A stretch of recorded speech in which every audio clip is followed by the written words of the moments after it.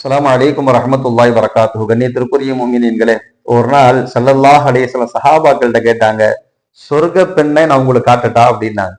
காட்டுங்க யா ரசூலுல்லாஹ் அப்படின்னாங்க சஹாபா. ஒரு கருப்பு நிற பெண்ணை காட்டி இந்த அம்மா சொர்க்கவாசி அப்படின்னாங்க. என்ன காரணம் அப்படின்னா, ஒரு நாள் ஸல்லல்லாஹு அலைஹி வஸல்லம் கொண்டு வந்து சொன்னாங்க, யா ரசூலுல்லாஹ், எனக்கு காக்க வலிப்பு நோய் இருக்கு நாயகமே. அந்த காக்க வலிப்பு வருகிற போது என்னுடைய ஆடைகள் எல்லாம் அகன்று என்னுடைய உறுப்புகள் எல்லாம் தெரிய ஆரம்பிக்குது. அந்த நோய் போறதுக்கு துவா செய்யுங்கண்ணே அப்படின்னாங்க. ஸல்லல்லாஹு அலைஹி வஸல்லம் கேட்டாங்க, சரிம்மா நான் துவா செய்யறேன், ஆனா நீங்க பொறுத்துக்கிட்டீங்க அப்படின்னா உங்களுக்கு சொர்க்கம் இருக்குது, நான் துவா செஞ்சு அந்த நோயை போக்கவா, இல்ல நீங்க பொறுத்து சோனத்தை வாங்கிறீங்களா அப்படின்னாங்க.